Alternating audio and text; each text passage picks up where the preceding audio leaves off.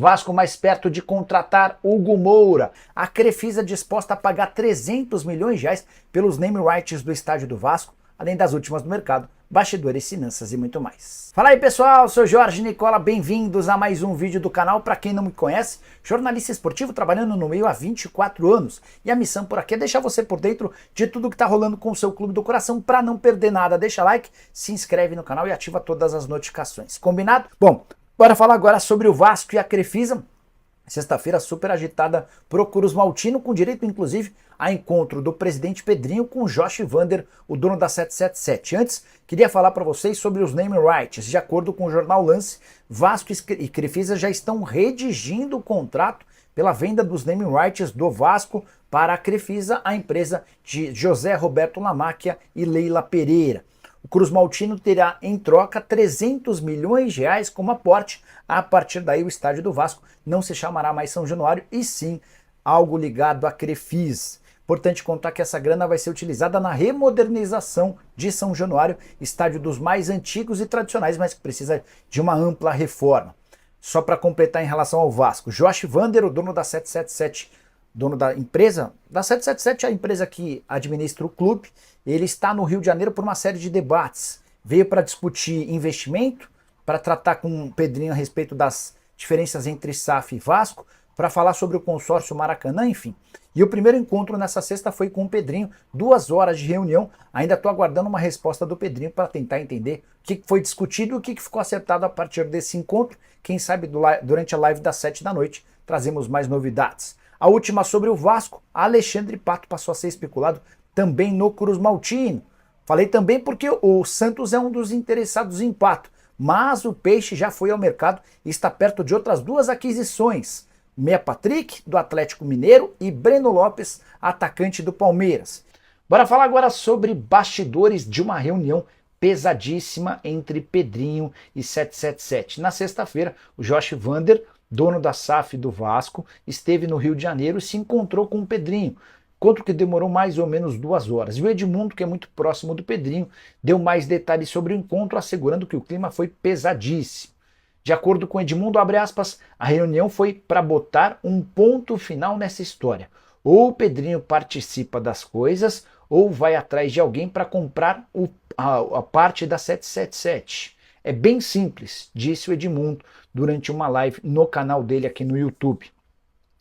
Depois, quando perguntado se a 777 não quisesse mudar o status quo, o modus operandi atual, e não quisesse vender a parte dela, como é que ficaria? Segundo Edmundo, Pedrinho estaria disposto a levar essa causa para a justiça. Vale lembrar que algumas semanas atrás o pessoal do Atenção Vascaíno já havia informado a intenção da 777 em vender o seu percentual para um grupo de investidores árabes.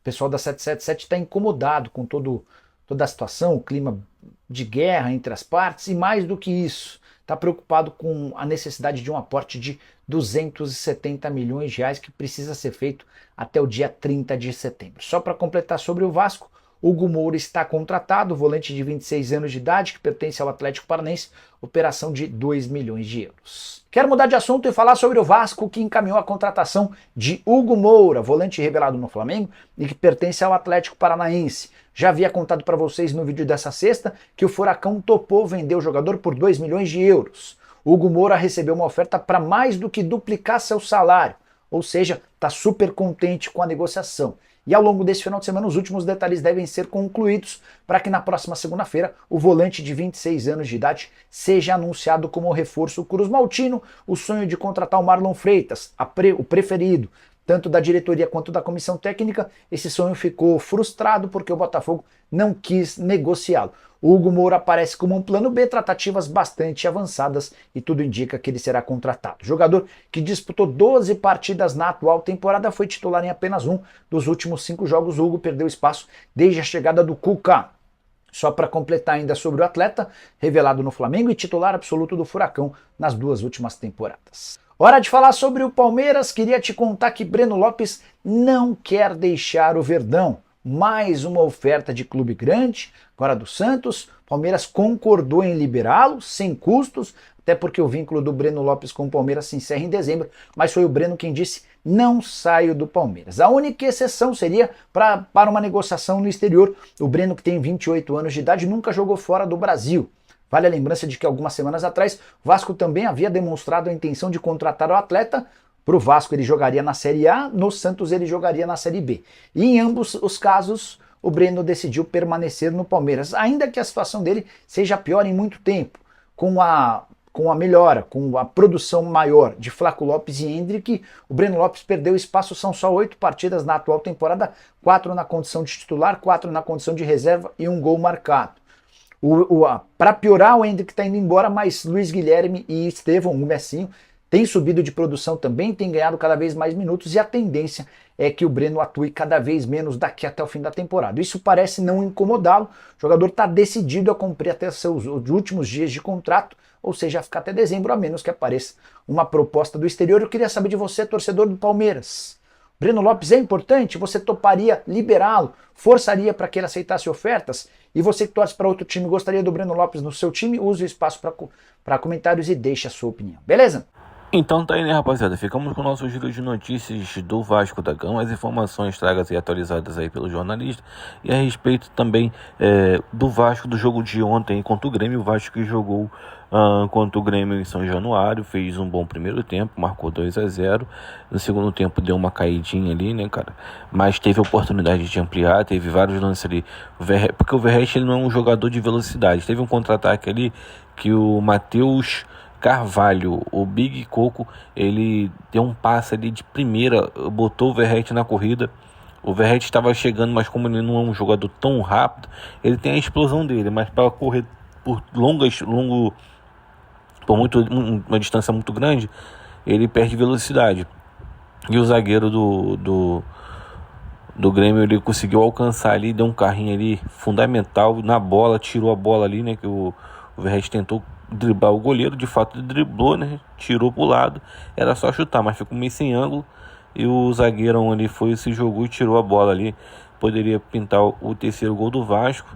Também teve o pênalti ali não marcado em cima de Galdames, onde o árbitro, eu não sei de onde que ele viu, ele falou que a falta foi do Galdames. O Galdames foi chutado, tomou uma rasteira, uma bicuda ali no calcanhar, e o árbitro interpretou que foi o Galdames que bateu no cara. Inacreditável isso, como assim? Aí a mulher que estava na transmissão ali, de árbitro de vídeo, ela estava falando que como a bola não foi tocada por ninguém, não há problema. Como assim não há problema? Então não é falta se o cara encostar na bola. Então o cara pode chegar, meter a porrada no outro, sem bola, que não tem problema nenhum. Eu não entendi isso, cara. Infelizmente eu não entendi. Fiquei boquiaberto com essa situação. Mas também lembrar também que pra mim foi pênalti no lance ali do Piton também. Acho que o árbitro errou, tá? Em não querer marcar o pênalti. Pra mim foi bastante pênalti. A bola bate no antebraço do Piton. Ali tinha que ser marcado o pênalti. E também o pênalti no Vasco em cima do Galdames. O primeiro pênalti marcado ali que o árbitro deu e o VAR tirou no primeiro tempo em cima do Rossi, para mim também não foi pênalti não. Além de ser fora na área, o cara nem tocou no Rossi. O Rossi aproveitou e deu aquela cavadinha. Mas lembrando que se fosse com qualquer outro jogador, o pênalti seria marcado, qualquer outro time no caso. Enfim, esse foi o vídeo de hoje. Se você ficou no vídeo até aqui, não esquece de dar aquela moral de se inscrever no canal e deixar seu like. Deixa sua opinião também sobre a questão tudo assim falado, valeu? Tô ficando por aqui, um grande abraço no coração, tchau, tchau, fui.